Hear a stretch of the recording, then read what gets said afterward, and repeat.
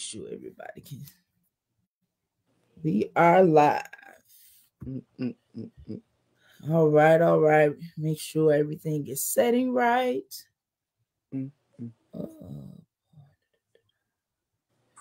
People say, hey, how y'all doing? On tonight. I hate so on tonight. It sounds so churchy to me. How y'all doing tonight? But thank y'all for joining Revive to Live, as we are hosting our shameless conversation. Okay. So only me. Hold on. No, I need it public. Had to switch it because all right. So thank y'all for tuning in with your host, Marnisha Thomas, your GPS, God's personal servant. I got my boy here tonight, Jay Royale. He's in the house. He's our special guest tonight. So let me give everybody who's new to Shameless Conversation. I started doing this platform like when I hit 40. So like 2 years ago. I was one who always wanted to talk and share, but I don't trust people. So it was a lot of stuff that I kept quiet. And there was a lot of things that I'm mindful of what I say now, but it was just a lot of things where I felt like I wanted to share, but so nervous because people will take it and lie and twist your story and make it something. And my image is very important to me because I do want to be I can't change everybody's view. What they're going to think. But I felt like I needed to be transparent. And I was fearful of being transparent to the degree that I wanted to be transparent. So God dealt with me about it. And I started doing little nuggets. And then it went to having conversation, because we need to talk about how people have overcome shame, how we overcome our story. I overcome my story. You got a story that you're going to share tonight. This is a platform where you can be you, totally you, and let the people see what Jay Royale is all about and everything else. Hey, that's my Tisa right there. Hello. So, yeah. So, Jay, introduce yourself. Tell us something about you.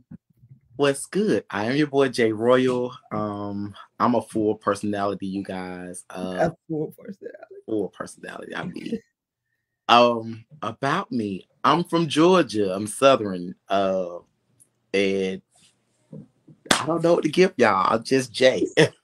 Just Jay. So Jay, give us a little background of what do you do? What do? I do Uber full-time, really. I'm a life coach. I host parties when needed. And life coach. That's it. That's a life coach. Jay the life coach. He's in here doing this thing. Georgia in the house. Boo, y'all Georgia people.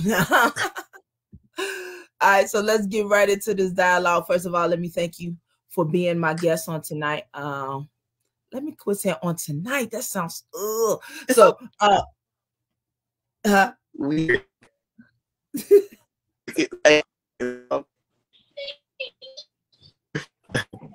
I think you break it up a little bit, Jay. I hear you, but you're breaking up. No, no. There you go. No, you froze again.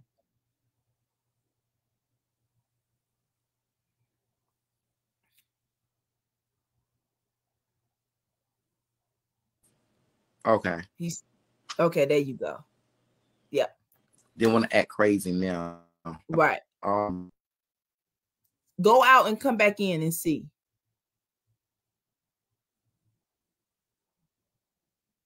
He's stuck, y'all.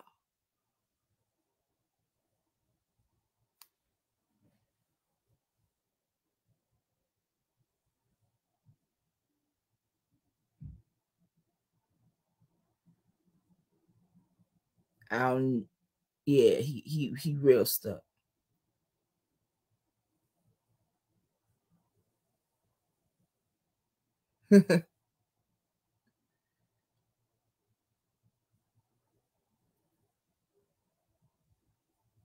So, as I'm waiting for Jay to get unstuck and go out to come back in, yeah,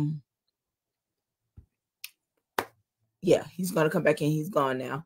So, the thing is with Shameless Conversation, it is definitely one that do interviews with people. I have guests, and also I have sometimes we do a conversation. We do a conversation, a platform conversation about different things where people don't really talk about.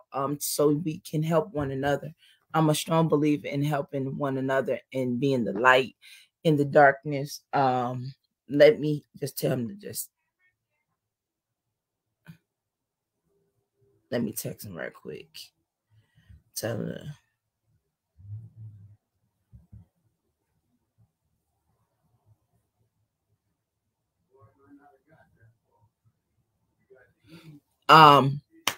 so yeah, you want this headband?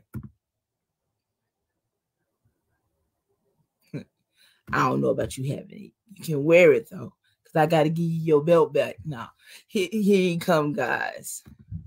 I'm sorry, you guys. My apologies. No, you good. You in here now. You in here now. So thank you, love, for tagging people for me. Yeah. Can you tag Jay? She's not my friend on Facebook. Am I tagged Jay Royal? Jay Royal? I don't got you. I think I got your old page. Let me do it right quick. Hold on. Your old, yeah. And you didn't add. Okay, so your new page. Your new page is Jay Royal. Jay Royal, yeah. Okay. Okay, so follow. There you go, right there. There you go, boo. There you go. So let me tag you.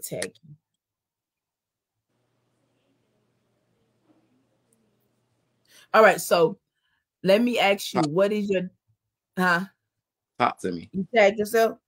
No, just talk to me. I ain't see it yet. Here it come. I got it. Okay, I'm about to tag. All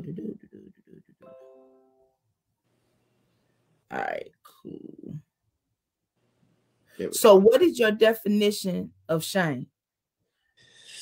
Ooh, shame. My God. Something that humiliates you to make you feel bad about yourself. Oh my gosh.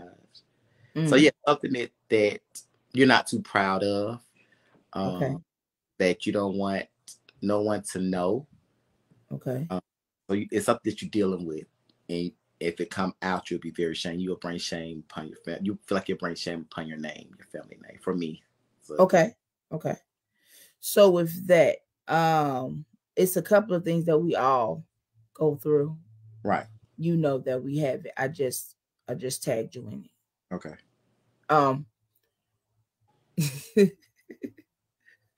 That we go through. And so what is something that you experience dealing with shame, have overcome shame, you know, in your life? Let's get real to the real Jay, the raw diggity dig. The biggest thing that I felt brought shame, I say the biggest two things would be I felt that it was my sexuality. Okay. And for after my sexuality, what people don't know, what I felt was shameful. I was once paralyzed in my life. So I felt like people knew like backstories of me, how they would perceive me, because this person, people don't know the old me. They just know what they see. So I felt the shame of a lot of stuff in my past. Okay. So let's deal with what you said, being paralyzed. That's an interesting story in itself. Mm-hmm. So let's talk. Was you born paralyzed, or you became paralyzed, or how that went? How that happened? I was 11, and I woke up one day and couldn't walk anymore, and I was diagnosed with juvenile rheumatoid arthritis, but I was in my final stages and only promised to live to like 16, 17. So when I overcame that put me in a headspace of I received SSI. Now I'm on welfare. And I ain't want people to know that. Like, those are the things that I really dealt with, because I always been a strong individual. So I feel like I was robbed of my independence for a long time. That's interesting.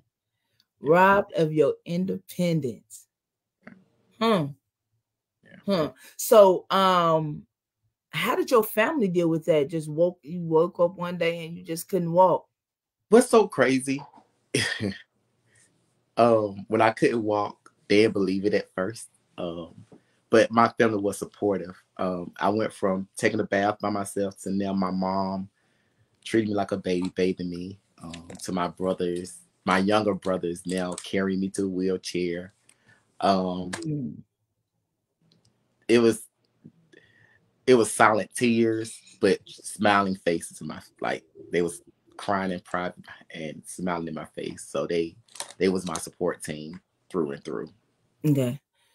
And so now y'all don't know if y'all know. He ain't in no wheelchair now. I ain't meet this man in no wheelchair. Listen, he backs it up really well, drop it like it's hot. So how did you overcome being paralyzed? Like, can you just share with us that story of how you overcame that?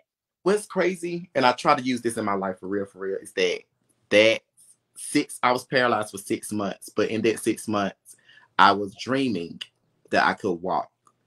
I woke up every morning and I watched Hey Arnold. I went to the bathroom. I came back to the front of the bathroom.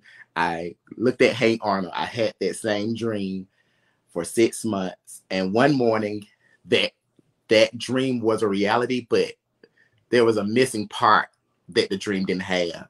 In the dream, it was just me going to the bathroom, come looking at Hey Arnold. But the reality is I got up, went to the bathroom, watched Hey Arnold, and my family came in and said I went walking. And that was like, y'all lying. I did not walk. It was so unfair, and I cried. So they told me to get up and walk again. And when I tried to get up and do it the second time, I put it down. But it was still different because I never felt my body had the tingling. I felt everything. Like it was like tingling sensation, pain. But I couldn't feel it for a long time. So I know something had happened. But my mind finally woke up, I guess, to realize you walked. Now your body is now adjusting to the muscles that you moved already once. So I went through therapy. It's so crazy to me to still say that. Like I had to go through therapy to walk when I initially just got up, like in my dream, went to the bathroom, came back. So it taught me. Wow. I use that as tell people the mind is a powerful thing and never say what you cannot do. Stop saying what you can't. Because the mind will play tricks on you every day. So you said something about you didn't want people to know that because when you was, even though it was 6 months and at that time, with you being paralyzed for that time, you gained other resources and it probably carried on for a while, until other stuff happened. And so being a Black young man, and people they don't care. You know what I'm saying? They definitely get help, they get assistance, and they will use it for their advantage. But you saying that you was ashamed of even getting assistance. Because being a Black boy who was already struggling my dad was abusive, but being a Black boy and try to figure out your sexuality at that young age as well, because people already call you names, and now you paralyzed, so now you get caught retarded because you're using a wheelchair. Life is unfair. People don't know your story, so your peers calling you what happened, or they seeing you being sick, or they thinking X, Y, and Z. People had come up with their own story without knowing you for real. So I was ashamed when I had to use my wheelchair. I didn't want to go outside. I didn't want to be seen. And then now I'm receiving SSI because I'm receiving these survival benefits because my dad passed away, and I'm receiving a disability check because now I'm retarded. That's how I perceived it. Now bubble of you're mentally challenged, and this is it. And actually, I was told that by my educator, Dr. Edwards. He was like, he's not going to graduate anyway. Like, it's okay. He's not going to graduate. He don't need homeschool. He's not in that percentage that we look for to graduate. So I was very shameful to be in a way and to accept my new reality, because that was my reality. Wow. That's heavy. Especially when you hear an educator say you ain't going to graduate. She was not just the educator. She was the school board. She was the school board at that time. Okay. So they just felt like you weren't going to school. Nobody can help you, period, because it was a no in this situation, because they said that you weren't supposed to live either until you weren't supposed to live past 16. Mm-hmm. I think what's crazy, that's why education is so much better. Back then, we're talking about early 2000s. Well, not even, I graduated 06, so we're talking about 19 something in that era, that homeschool was still fairly new. People don't know that. Like, it was hard to get educators out to your home, because it was the teachers who been in class all day now got to decide to volunteer that time. There was a volunteer, not really a paid thing. So teacher was like, I'm not doing that. So I had a teacher here and there who came and gave the work, but they couldn't explain each subject to me in a 2-hour span.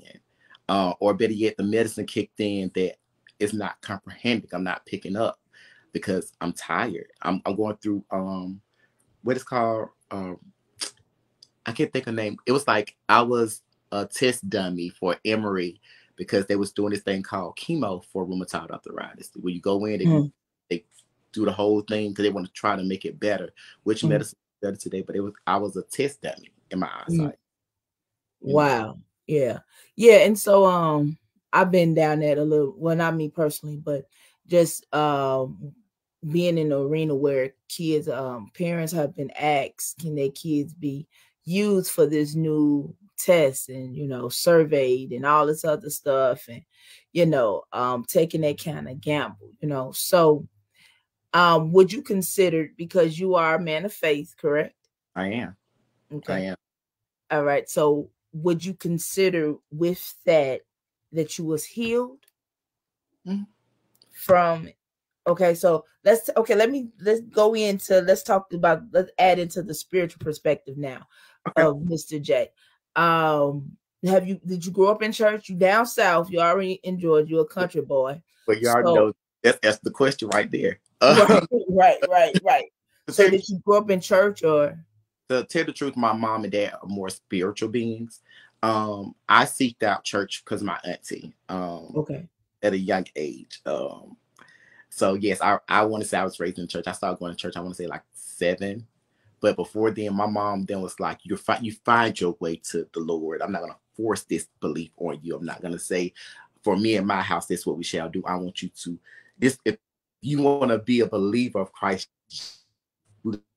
I appreciate enough for that, because they didn't force. I had to go to Bible study and all those things until I started going to church with my auntie. And I was introduced to him, and I was like, okay, I understand him, but I like it. So when you say spiritual, your parents are spiritual, what do you mean by that? Well, my mom is Christian, but at the time, my mom and dad don't believe in. They still, my dad knows, but they believe that they don't believe in the religious way of living. They don't believe in the way of how certain churches was designed to teach and hate. So my mom and dad didn't want us to go to church because it's a lot of hate talk, and I was in us that the Bible says over 100 times, thou shalt not judge, thou shalt not judge. Then you go to the church, they find every reason to judge you and tell you why he loved you and hate you if you do these acts. If you act upon this, he's not going to love you the same. So, and start throwing up, well, if God can hate this, so can I. And he's like, you're not me, so you can't do that. I am the judge and the juror. You're just my loyal servant. So, and when I started church, I felt into the pressure behind that, because like, I got to hate myself before I can love myself. Oh, wait, you said something heavy, brother. You have to hate yourself before you can love yourself. That's heavy. That's heavy. And so why? So we going to a place where you're supposed to be talking about love, and you ended up living out in hate. Yes. And was that mainly because of your sexuality, or was it just? What people don't know is, before I even got a chance to touch a guy, we lust before people already judge you. So going into the church, they already called you a fruitcake, and you looking like, I ain't even do nothing yet. Right. So they didn't give me the room to even explore the thought. They threw out the first thing, Leviticus. Trust me. I heard Leviticus so many times. Mm. I hated me for that, and I did. I kept on the scriptures I kept using back then because the pastor at that time was like, "It's a stone in your side that God won't remove." But she ended up going deep detail with me. So I'm like, "Well, I want to remove it because I don't want to be that way. I haven't done nothing yet." So I had to hate myself so much for the way I talk. I had to hate myself from the way I stand because they didn't know that I had arthritis. So they didn't know that I had a different stand anyway because I was going through transition in my body. So I had a little extra twist than the normal. And I was taught to judge everything about me. Mm. So your whole life in childhood is definitely shameful because you could not be who you were. Nothing at all. You said something. You said they called you that before you even experience same loving gender acts. So I can relate to that because before I even knew it was a doggone term, you understand me? I was asked, and I was 14, "You got a girlfriend?" I'm like, "Yeah, I got a girl that's a friend." Right. No, a girlfriend. What's that? What is? And because I grew up sheltered, you know what I'm saying? Grew up sheltered. And my mom, I went home crying. I was crying. They talking about, ask me, do I got a girlfriend? And this was a drama at the church. Right. And so she was like, "Well, what you say?" "What you mean? I don't even know what that is." It's like that happens for real. So then I kind of felt a little comfort. Right. Indirectly, because I was like, oh, so me liking a girl is a real thing. Oh, me thinking she pretty, it's not because she just pretty, but because I feel some type of way because she pretty. Yeah. Like, oh, okay, so I'm not crazy for thinking that. No. Because it's real. So and so you that phrases keep hitting me. You had to hate yourself before you can love yourself. Wow. So how did you overcome that? Well, let's get into the nitty gritty. Come on, baby. Let's just rest her soul. Now, before she passed, I was already doing DL things. Okay, so after people judged me for it, I love my baby mama. So in the I love my baby mama. Go ahead. I'm sorry. Right. My baby mama knew, and but she wasn't okay with me exploring. But I wanted to step out of it. She was pregnant with my daughter, who's 16, just turned 16, and I didn't feel complete, and I just wanted to try something. So I did what I tried, but I felt so guilty and I felt so bad on both ends of my baby mom, and now my mind have like, oh my God, I like him. And not only, but I like him. And my grandma, rest her soul, I went to her house. So forgive my language, you guys were about to say, but these are my grandma words. So I got to say them exactly like she told me. Say it. Jay, she said, I can't love you all the way. She said, I love you. She said, but you can't come to my house to talk about God to me no more. I said, why, Grandma? She said, because the Bible said live in spirit and truth. She said, you're not living in your truth, so you can't talk to me about spirit. She said, you agree your purpose. So that's what you like. I like it. That's I don't like those different colors. Yeah. And but I went home, I let it sit with me, and this time I'm a manager of dad. I don't want my family to hate me. I want to lose my homeboys, but I do no more. The year after that, she my first boyfriend. You breaking up, bro? My life. Okay. Hello. Okay, you was froze. I heard you, but you sounded a little computerized. But you was broke. Now you moving. You moving. Okay. Yeah. So I was broken up when she passed away, but I came out of that because of my grandma. Wow. That's powerful. See these senior citizens, baby, these seasoned saints. I tell you something about these seasoned saints, baby, because the older they get, the more they don't care. My grandma lived, okay, and I'm thankful. I'm humbly thankful for her for that. I really am. It wasn't easy. I'm not saying, but it was worth it. she encouraged you to live in your truth. So how hard was that transition though? Because that just, she helped add freedom. She helped add to help you look in yourself, but was you totally liberated? Let me tell people about freedom. Just because you say I'm out, it comes with a consequence. And I did lose some friends. I had a friend named Nameless. He was mad because I was comfortable in my skin, and he was making up stuff to take back to my ministry. And I was sat down for my ministry, and they told me I can be here, and when I get back up, I can become over the Rainbow Ministry. We'll have one of those, by the way. So gag is, it didn't exist. Right.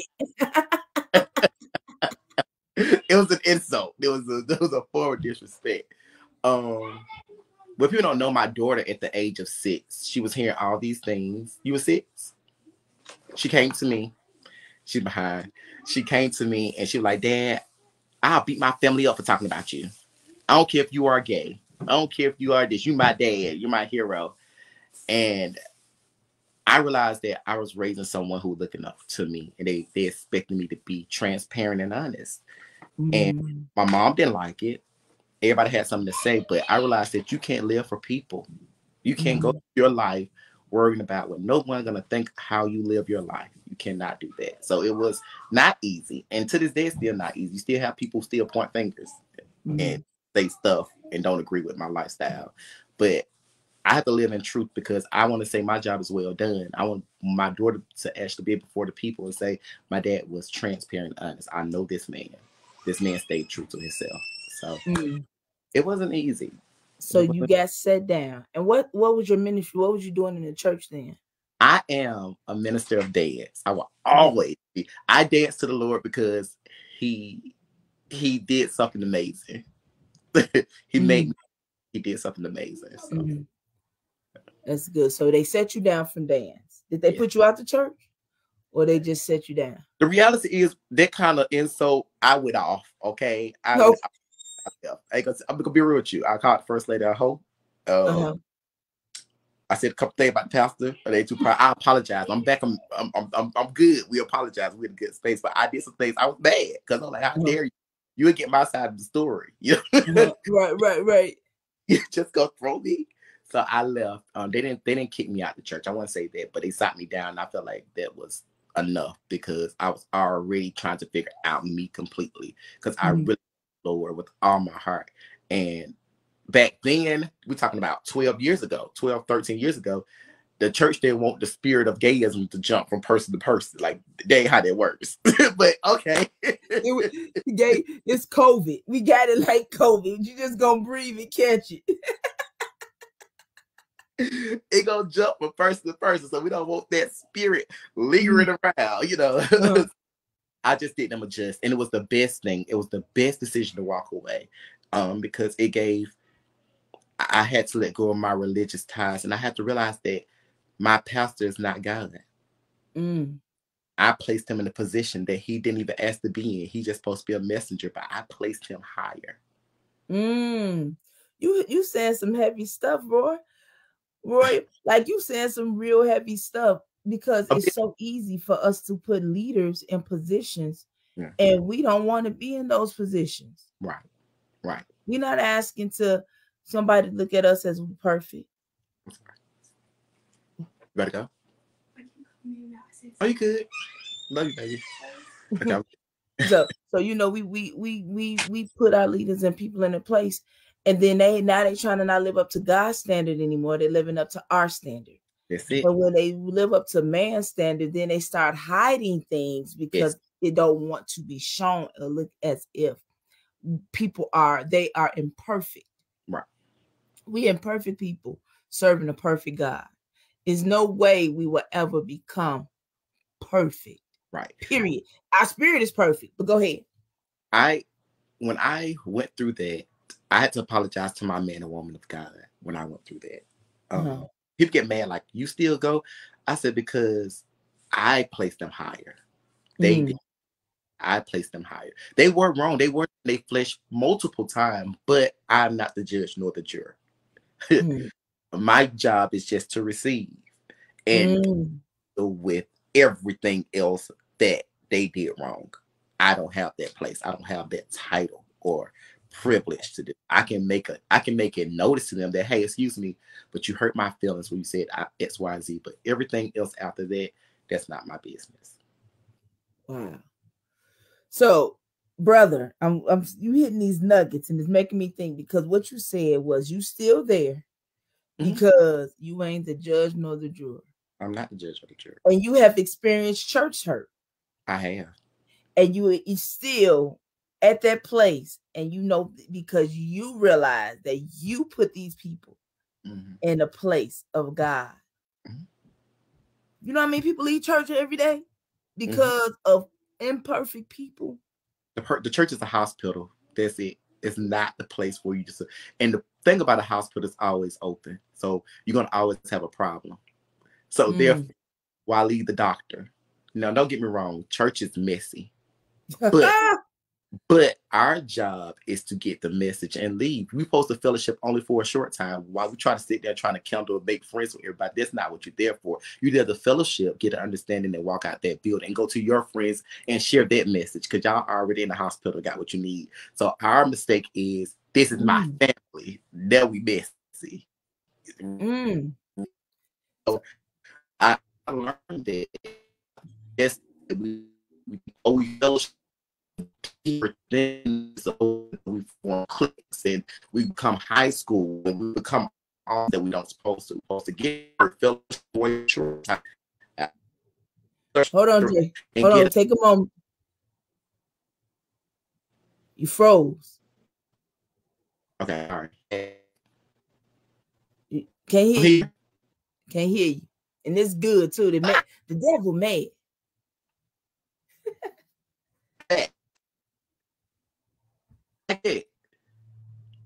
How baby? I come back. Here. See? Look at that signal. Is you back now? No, you're not back. Nope, you ain't back. Boy, this man is talking good stuff. There you go. I'm back. Okay. There you I had go. to allow it again. But no. The church is a hospital. The best of my message is the church is a hospital, and we somehow forgot that, and we just supposed to fellowship with one another and leave. That's it. We too deep. We too deep. We get too deep in church.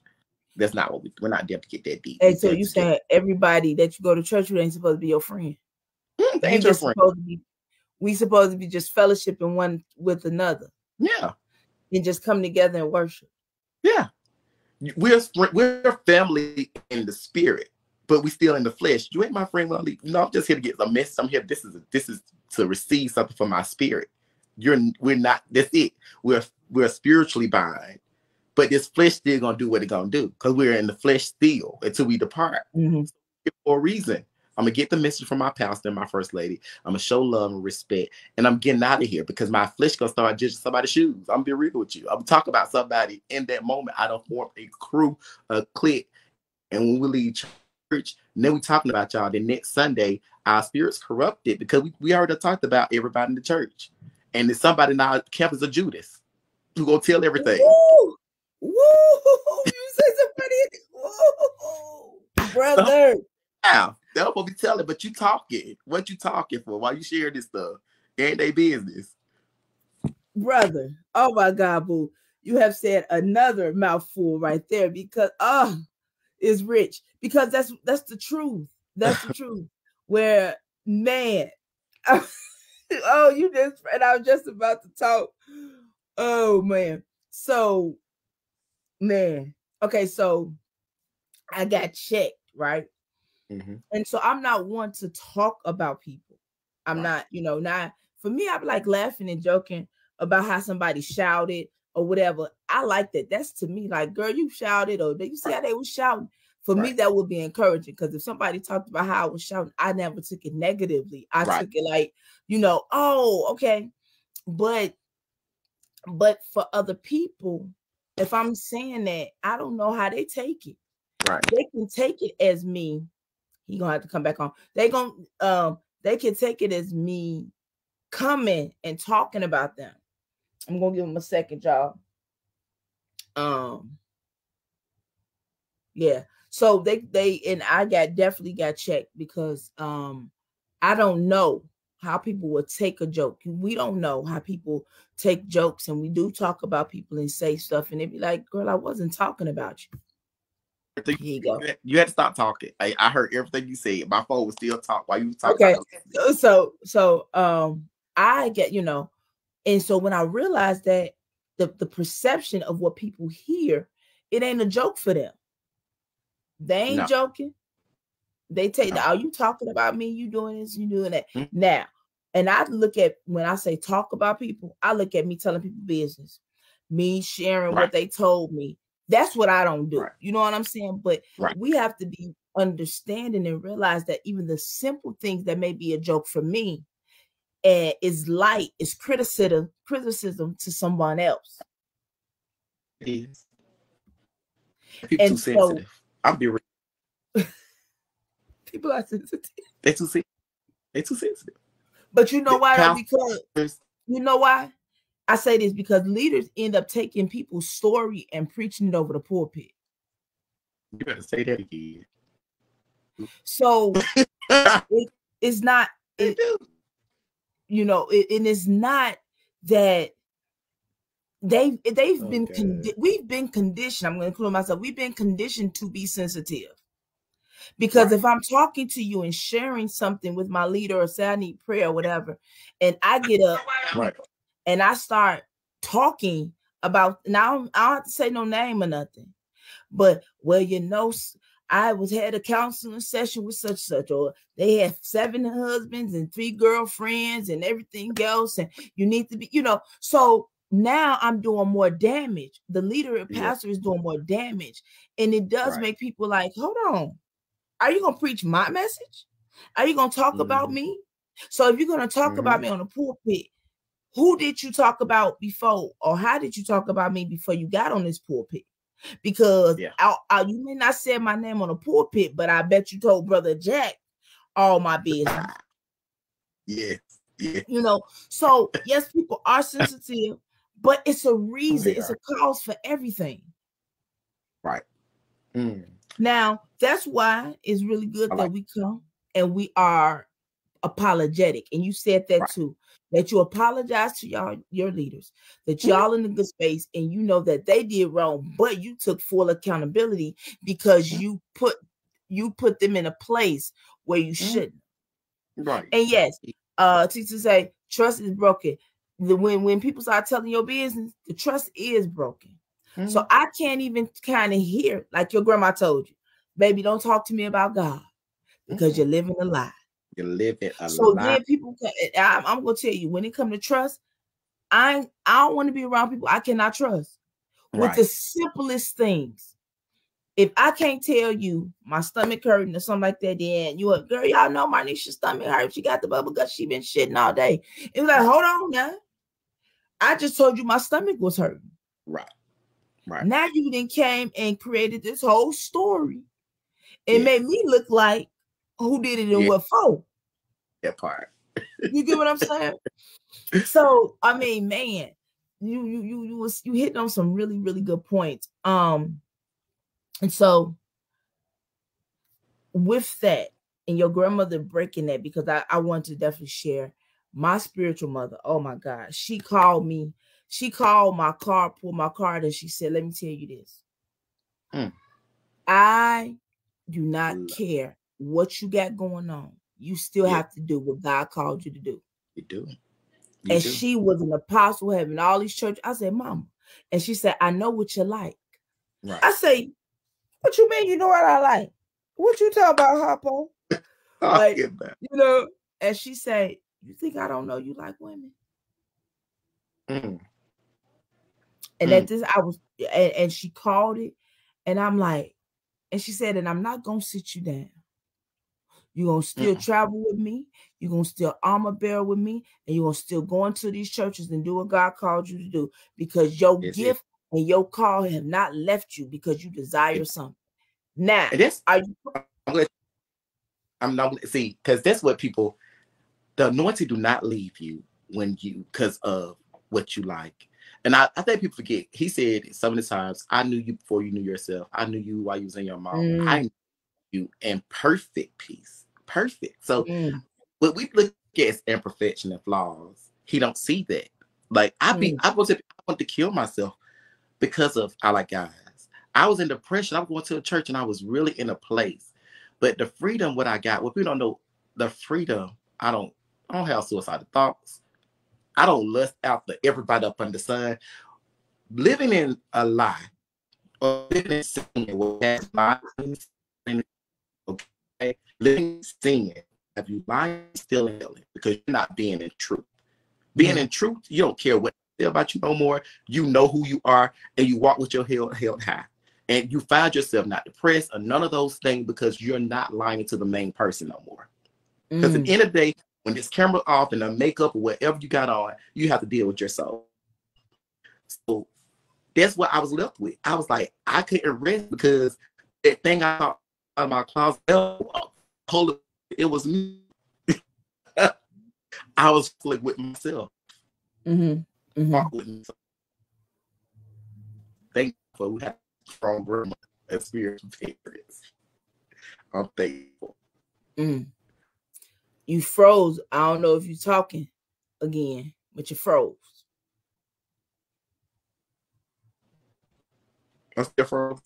Yeah, your face is froze. At least it ain't a crazy looking face. You looking cute though. Is it working? It's working. It was working. Hold on. There you go. Okay. So let me if I turn it because I got the Wi-Fi on. I don't know what's going on over here.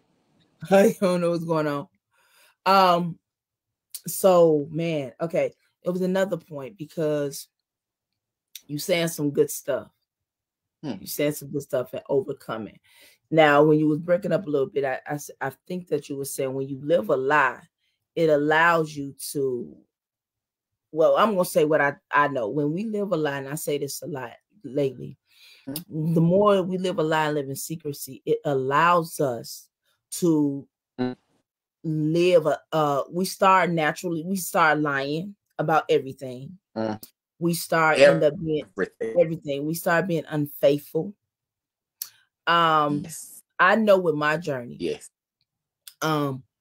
when I wasn't out, people didn't know, I would try to, doing church. I try to have on girl clothes, still walking like a whole nigga. And so, and so doing these things, but when I would go out, I would dress comfortably. I would be me, And so, but I was sleeping with or doing things where I started hurting people. I was hurting more people because they was liking me and I'm just dipping off with them and doing this little such and such. And I'm like, yo, I told some people, I'm like, yo, I ain't gonna be in a relationship with you. Why? Right. Because I'm telling you, the term girlfriend, it wasn't peaceable for me because I wasn't in peace with myself. So I literally told this young lady, I said, you're going to fall in love with me in 2 months. On the 3rd month, I'm going to break up with you. She was like, no, you ain't. I said, yes, I am. She was like, no, let's give it a try. Right. Gave it a try. That 2nd month came, and then 2.5 months, she was like, where you been? You've been missing in action. I said, I told you, you will be better off having me with no title than put me in confinement with the title. And I'm hearing that I have a girlfriend, but guess what? I'm about to go to hell. Right. Guess what? I'm about to go jump off this roof because I love the Lord and I'm serving the Lord. And I even at a place of people around me that knew they accepted me. Some people did, but it was like, God, I didn't accept myself. Right. So right. I'm hurting people. And when I found freedom and got comfortable with who I am, I apologize to every person I can get in contact with. I'm so sorry. I was living a lie. Right. I wasn't in my identity, and I hurt you. Right. Because I was wilding out. Living a lie and living in secrecy it causes so much more damage. If you don't know, you're spinning. It causes so much hurt. It causes so much conflict. It causes so much brokenness. So when I was even at a place about, I grew up in church. My mama, my father, stepfather, they had me in church, and I was in church, and I started doing ministry at a very, very young age. Because I begged to start going. I begged to be a part of the youth ministry at 11. Right. You had to wait till you're 12. I begged them. I was a youth altar worker. I was in drama, dance, did all of that stuff. Right. And so when I realized one day, I was like, oh, I really like women. And I was like, you're going to hell. And I was straight but distracted. Right. That was my slogan. I'm straight but distracted. All the things. All the things. All That's the what things. You know what I'm saying? You know what I'm saying? I was like, nobody gonna know. Right. But everybody knew but me. Let me say this. Yes. Now that's the thing. Because I'm going back to that. Everybody knew but me. People don't know this. People like, for guys, for black men who come out, people been calling me gay forever. They've been calling me everything but my name. Wait, take that back. They even called me my name. So I can't even lie. They did call me my name. But what bothered me, even when I accepted my whole being, and I'm trying to educate our culture on this. The hurtful thing that we already knew, we just wait for it to come out. Y'all to give me the opportunity to explore. You went on and put this title on me, because what if I didn't like it? What if I'm just a feminine guy? There are feminine men who do not want another guy. There are guys. So when guys start to explore to see what they like, and I do believe that people need to understand who they are. Now, you don't got to try everything up under the sun. If you know you're a heterosexual person, you don't got to try everything. If you're a homosexual, unfortunately, you have to try to be heterosexual first. There's no way you can be a homosexual first. You cannot be that abomination, because that's what they call that. Look like, wow. But I think that was the unfair moment, because people ask this question. It's my truth. Is my daughter, my 16-year-old baby girl, that I use her to cover up my sexuality? No, I love my baby mom with everything in me. She was my best friend. My daughter was made out of love. Now, people don't understand this. I'm going to say, and I'm going to keep it clean. In order to make a child, that means things have to work together. Because that's how babies made. So clearly it wasn't no secret thing going on there. But people, it bothered me, like, wow, y'all would think that I would stoop so low to make a child, to hide my sexuality. No, I hid my sexuality in a period of my child being in the world, because I didn't want to lose my daughter. I didn't want to lose. It was after her. It was after I did what I did with this guy while dating my baby mom, found out that I really feel comfortable in my skin with this man, more comfortable with this man than this woman.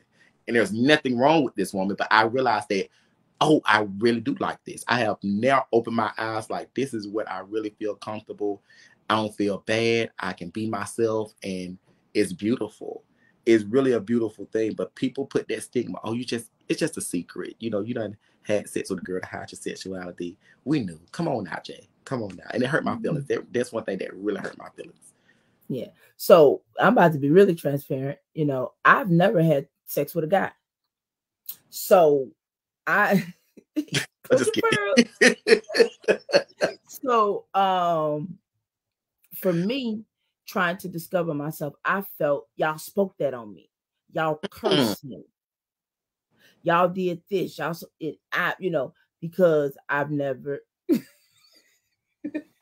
Leanne's so stupid, because we talking about lies. I haven't had penetrational sex with a guy. If you want to be more transparent, okay.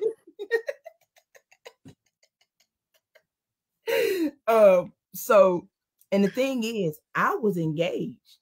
Okay. I got proposed to, and of course I was not. This is the thing. I wasn't going to lose my virginity before marriage. Because I said, if I'm with a man, we're going to do it the right way. Glory. I'm going to say, we are going to get married, and then we're going to do it. Okay. I was riding holy. You hear me? I was going to make sure I was sanctified, and my dress could have been white.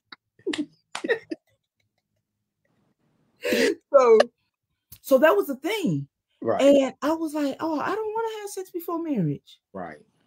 But baby, when that woman came around, yes, let me tell you, it made it easier because it was like, we can't get married.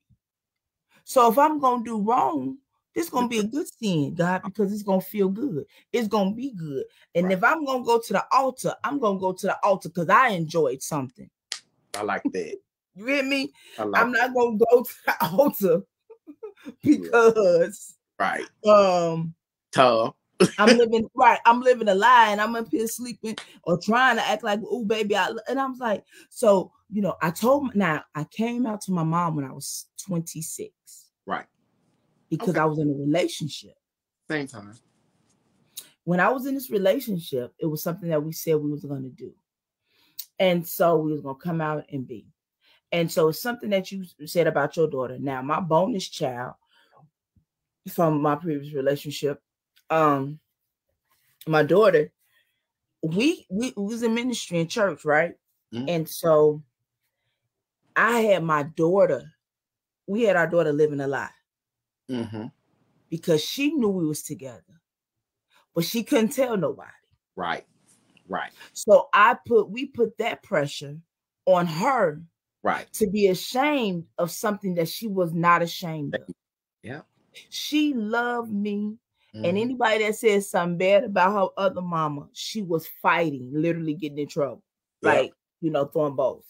But my daughter liked to fight anyway. So, so for that, it was like when you don't live in freedom, it makes you keep other people in bondage. It does.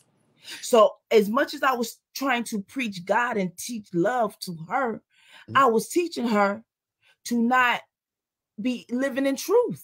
Mm-hmm. You had to live this lie. You had to lie. And I made you feel uncomfortable because I was, I didn't, my mama knew, so I was free with my mama. Right. But I was still living in bondage with the church. Mm-hmm. Mm-hmm. Mm-hmm. And so then the church kind of messed up my relationship because we together, but not together. Right. Because we really can't be together. Right. Because we both doing ministry and trying to save face. So I say all the time, I wasn't serving God. I was serving man. You were, and we were. So go ahead. You was about to say something. I'm going to shut up. Yes. I was going to say, when you said holding up people, once I stopped going to church for a minute and went on a spiritual path, that was between me and God for a year. And he humbled me. I said, God will humble you. You got to listen to these things. We tell you to go ask for forgiveness. You don't have to be right or wrong or in between. Just do it. And don't ask this the devil. Don't say, oh, I think the devil talking. No, go ahead and say, no, I know but I'm sorry. Mm-hmm. I'm sorry if I offended you, my sister. I'm sorry for the things I said. And you might be wrong. I probably still want to slap you in the face. Just because I forgive you don't mean I don't want to throw bowls. People need to understand something. Right. If you're a human, don't have feelings and all, it means that I acknowledge that I have to do this in order to receive something better in my calling. That's what forgiveness is. Forgiveness means you still want to fight. You still going to think about what they did. You still going to be feeling some type way. But long you did, the main thing is I forgive you. That's it. After I did that, I realized I healed up a lot of people because people started getting in my Uber car. It was like it was nothing but gays and lesbians getting in my car, and they couldn't find the scripture for them. I said, it's easy. For God so loved the world that he gave his only begotten son. Whomsoever believe will and shall have eternal life. I said, they come at you again, sisters. Tell them go to Matthew and say, I give you only these 2 commandments. Place no God before me and love thy neighbor. That's all you have to do. Anything else they try to feed you or throw at you, say you are not my God. He said, I give you these 2 commandments. That's all. too dumb to follow the 200 that was left in the Old Testament. So therefore, he left the 2, and we follow those 2 to the end of our days. That's all that matters. You're set free. And so many people broke down, and so many people, I said, they're gay the Bible, but I ain't gonna preach on that. And I left it alone. But I told them, just follow these 2 things and leave it alone. I said, because he don't want us to judge each other, but we judge each other. We find it comfortable judging, and we find it comfortable saying I'm okay when I'm not okay. We find there's no need to complain about it. Yes, it is a reason. It's bothering you, so there's a reason to complain. Let's talk about it, because you need to overcome. I was the person. Well, I ain't gonna complain about it, because nobody cares. And that's, what, this is how the wordplay. We will say it's complaining. And it's not complaining. That's it. We would use that word complain, and we would shut up. Be like, I don't want to tell nobody how I feel, because they're going to talk about I want attention. And I'm always being negative, and I'm complaining about this. But then you find somebody say, baby, you hurting and you're broken and you need to talk about it.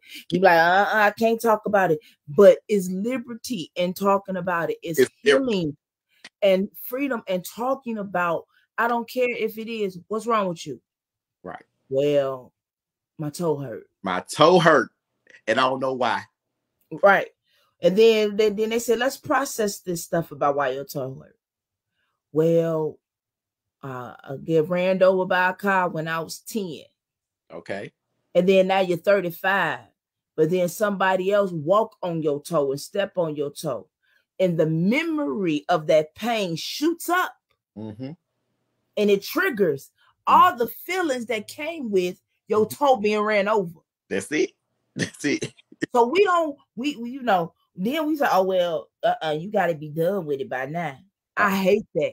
Yeah. You cannot put nobody on your time frame of being healed, of being whole, the healing journey. Because, baby, if I got stuff that's 40 levels deep in the ground, and you may have 10 levels, I got to go through concrete, soil, hardness, root, all this other stuff to deal with my root issue. I got to go through roots to get to the root.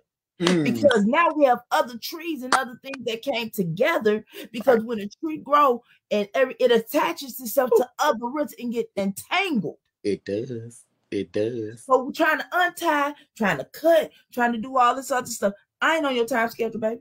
No. I don't care.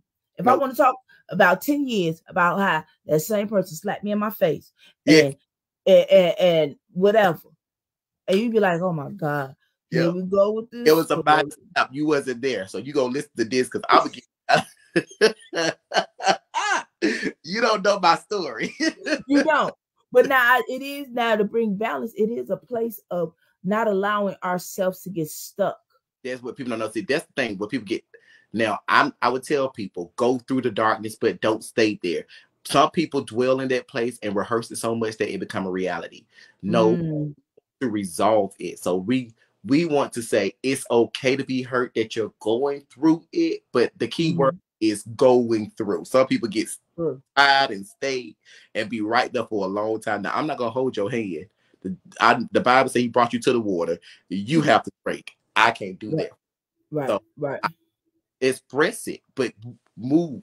I want you to still move. Don't let this hold your day. Don't let this stop your growth and your progression. Move, because that's what I had to do. Yeah.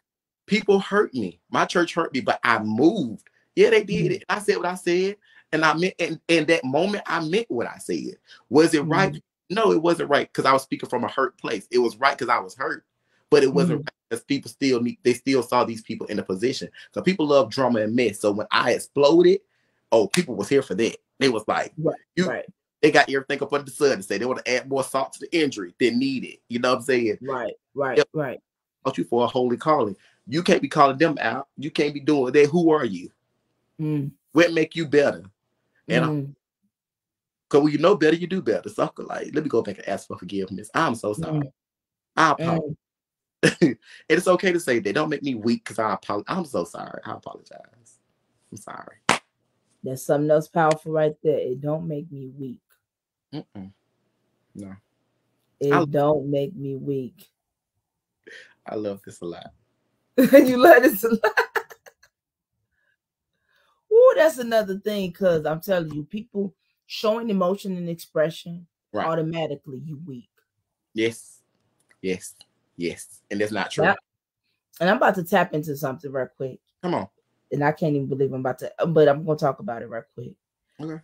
This is a shameless comment. So, being the more masculine energy, right? With us, and this is why, oh my God, when we start living under, let me go back. I'm going to say this. We get free. Right.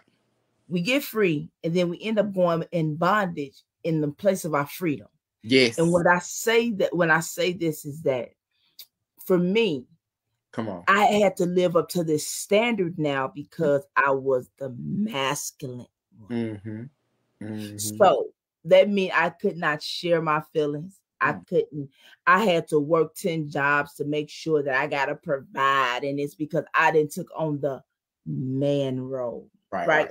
And so then even men, then you have to have this role, and roles is what's killing us to this day. But we're talking about we're free now. Yes. But how we free? And we in another form of bondage because I can't live out my best suit. And if my best suit, just for an example, well, the truth is, yeah, I'm about to say something. Y'all about to start some Q. I'm about to start something. When we have to start living in these roles, now we're still living to another person's standard. Okay, I'm gonna add to that. Go ahead. Because for me, as a queer man, gay is happy to me. I'm not always happy, so I hate when people call me gay, but that's my preference. Okay, I like that. Okay, person, but being versatile or being who I am, I don't like when I'm dating a guy who's more masculine than me, because then people put me in the category, oh, you're the woman. And I'm like, there is not a woman in the relationship. It's two guys. And they'll make me the weaker vessel. So I was living the same thing. I was scared to come out as, oh, he's tall, so I would date a tall guy. I ain't want about too feminine because like it was a lot of confusion going on. We want to live by these roles, instead of just being yourself. I like the idea instead of trying to live by the traditional way of this how a man and a woman's supposed to act. My mom was the breadwinner. My dad was. So I didn't come up with that. You know what I'm saying? So like, what? The man supposed to do that? Like, my dad was the suitor. My mom was the breadwinner. So what you talk about? They switched plenty of times where she couldn't work, he had to work. So in my household, it was a balance with we team. We're partnership in this thing. I'm no higher than you. You know, and that's what I saw. So when I came into this world of this how a man's supposed to be, and this is how a woman's supposed to be, it confused me. It really conflicted my spirit. Like, so where do I stay in? Who am I? Ooh, you can't see your parents. You had some good parents. You can't. They let you choose God. They did let me choose my salvation. They let you choose salvation, and now they let you. I mean, because that's true. Yeah, that's very true. It's times, and my partner now definitely says when she's about partnership, all about partnership. Right. And for me, that was freedom and liberation because I put myself under a standard. Right. Even though I don't, within my heart, I didn't believe in gender roles. Right. Okay. But the women I dated, they did. I want somebody to provide.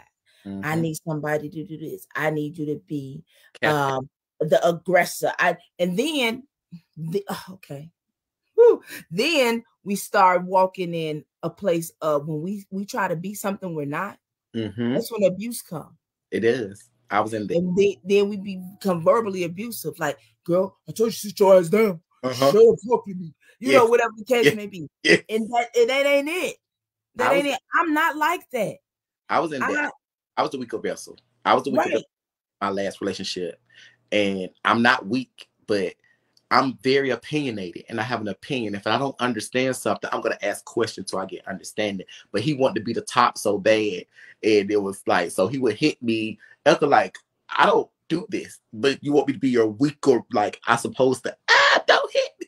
That's not me. I'm a person who has feelings. But since we have to play a gender role, you want to be the man, and you want me to be, I hate to say it, it's just how they look at it. You're the woman. And to me, none of the women in my life, my mom, they're strong women. My mom would knock a man out. So I don't know where these illusions of a woman, how a woman should act, come from. It's society. Because I never been raised by a weak woman. I never saw a weak woman. My mom would knock a man out quick. That's right. That's how I saw things. But I can't stand the gender roles as you supposed to be since you're the woman or you're the man in a relationship, you can't be feminine. You can't be show your soft side, because I can't believe that you want to go get your nails done today. Like, you a whole stud, you know? Right. But what about yourself?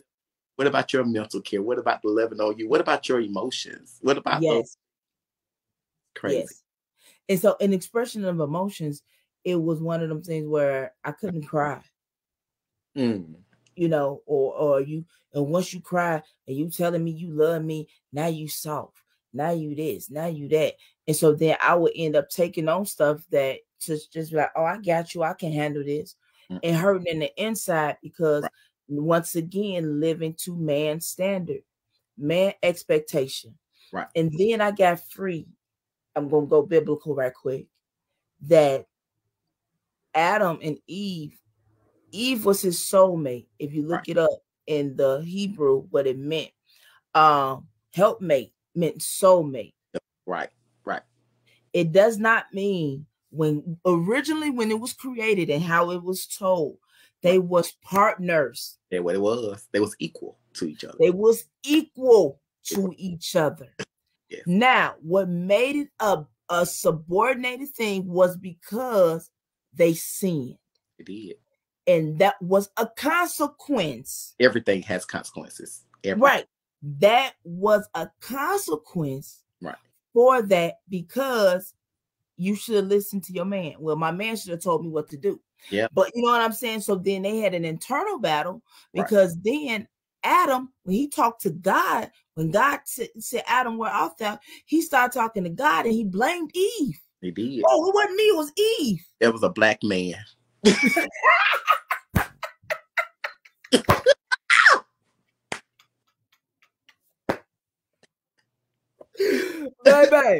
Baby. It was a black man. You got to be more careful. Because, like I said, man, today, he pointed the finger. I can see a black man. I didn't do that. That was my wife. She did the apple. She just told me it was good, and you know the women got to feed they man. You know, so it was like, and that was the thing. So, because now you didn't take accountability. No, you didn't. That's important. It's important to take accountability. Okay, and so if we go back to where we supposed to be, and trying to get back in alignment to the way it was creation, it was no you higher than the next or whatever. Now, women are the weaker vessels, not because they're weak. No, it's because we answer sometimes with more of our emotion. Yes, I agree. If you look up the masculine energy and the feminine energy, women answer more emotionally. Now, all the women I've ever been with have been strong women. Yes, I'm talking about, and I love it. Like, yo, they gonna run. They the breadwinners. They my woman now, she a hustler. She make the dough. Now, you know, I come in and I work my butt out too, but she's that dominant, that, and that's so sexy to me. I'm sorry, I'm not gonna get excited, but that is like the power of the woman, of how much you can carry and handle. Right, it's a beautiful thing. But when they show their soft side, and when she show that tender side, I be like, oh, baby. Yes, God, I think come, you know. And so then I'm loving that part. You get what I'm saying? Yeah. But because when women are so strong, women have to be strong. Yes. It's not a weaker vessel, it's just the way we respond. Right. But because the strength of a woman have to be able to carry everything and do a lot, it's just it's a powerful thing. Men and women together are powerful. I love men. Let me tell you, the essence of a man is sexy, but I am not turned on. And guess what? I will say that I'm gonna add to that because the essence, women to men, I call them earth. Even though I was another woman, women flirt with me all day, every day. Okay, it is beautiful, but I won't do that. I love the essence of a woman. I think she is so beautiful in the way she stand, the way she talk, and the way she move. Women can talk you out of things that you should be talked out of, but they can't. But you said something earlier. It's so crazy, and I really wanted to break down. I was like, people didn't think that Adam cried. And back and tell them, I said, stop thinking that when you say masculine, Jesus cried on the cross. He said, Eli, Eli, why? Even God dropped a tear on the earth. So that lets you know that all of this is an emotional thing. All of it, because men's supposed to be strong. But I look like if the Creator can drop a tear, if Jesus there and be beat and broke down and cried, even though he went all the way through the promise, but he even got on there. He said, "Why have you done this to me? You let these Negroes break me." But you know what? I'm sorry. It's finished. So I look at even that. I'm looking like, where is it written that men are not emotional beings? With scripture? Because we have structured this thing to make it look this way. Yes, he's supposed to be here, but I'm looking like, but he still breaks. He still breaks. He's supposed to. So it's so crazy when you have to take that role and you have to carry all that we men have to carry. We have to carry it and put a smile on our face every day, because we men. And I'm like, but says who? Show me that in the word that I'm supposed to. Show me exactly in this Bible that we go by that he didn't break. Because each time I read it, I see that Jesus said Eli, and when he took his last breath, they said that the earth shook with one tear. What? I'm like, that's a mighty tear. That was big. But I'm like, oh, so God get mad and he cry? That is huge. Now I know. Right.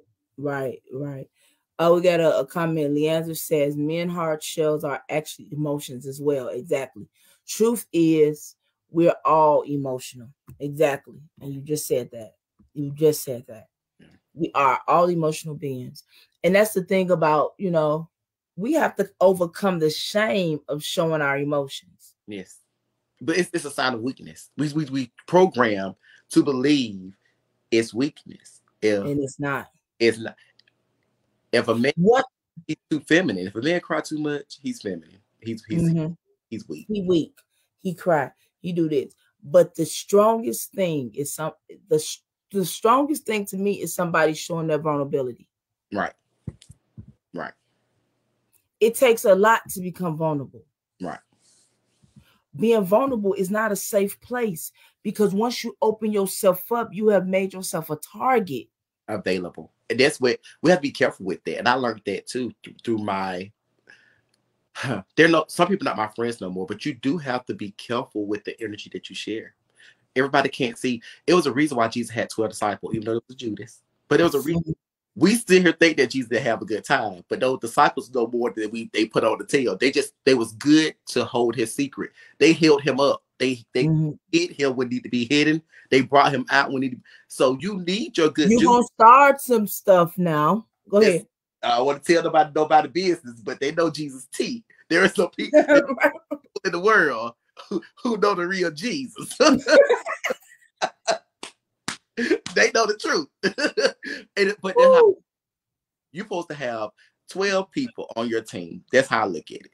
These 12, in the Bible, Jesus had a Judas. That means somebody was jealous of you, somebody ran their mouth, somebody did something. But even Judas came back and said, please. And he hung himself because he knew he was wrong. Ooh. So I say that all the time. And then the thing was, he hung himself, but Jesus came back looking for him. Yes, he did. He said, where are you? He said, where's Judas?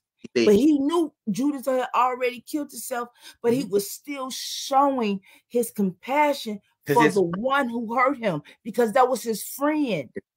That was his friend. Jesus told Judas at the table he was going to do it. He said, look, friend, I know you will, because we've been rocking with each other since birth. Told Peter he was going to do it 3 times and told Judas, oh, you already betrayed me. You already. And Judas denied it. Was like, I would not. I would not. And you gonna lie to my face again? So yes. So it's so crazy. Like people don't know this, but you need to have. Some people are too open. Some people are not open enough. And it's just the truth that we need to get in the place of vulnerability, but knowing who to share this space with. There's exactly. Like I can't trust you, but I can trust her. I can't. Don't take it personal. What was it? The word courage comes from the word kar, which means heart. Its original meaning was about speaking from the heart, the most vulnerable essence of yours. I love it. Yeah. Because let me speaking for the most vulnerable essence. Look, the most vulnerable. What you want to go ahead and read it with your speckles. Oh, good. And that's true. Right. It's true to be in a place of vulnerability and share and being this is true strength. Exactly. Being vulnerable is a real strength. Right. You can't we be faking a funk so much, and then we wonder why, we wonder why people got to go to the mental institution. We wonder why we got to get medicated now. We wonder why we got to do this because we don't have a safe space to be and express our weakness, our fears, our uncomfortability, our traumas. Well, people don't know your body's a natural healer. Now you see you saying something else.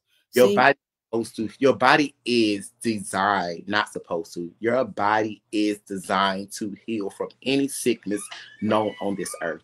Shown in the Bible. And it's honestly come from my own personal testimony. I'm looking like I know the mind is powerful because there's to the doctors, to scientists, there's no way you're supposed to come out of that. So I was like, your body is designed to heal from, but you have to really believe that thing. If you really believe it, I'm not saying don't take your medicine. I'm not telling nobody that. What I am telling you is that you can come off those medications. You do what you're supposed to do and believe in your faith and really believe that it's a healing on earth. You can heal from those. We are designed that way, but that's another story for another day. It is. Well, you know what? Our time is, we going long, and I didn't even realize how far we went into. Let me just recap a little bit because you said some powerful things, and the thing that is still hitting me so hard is this one statement. I'm just gonna keep saying. You had to live a lie before you can live in your truth.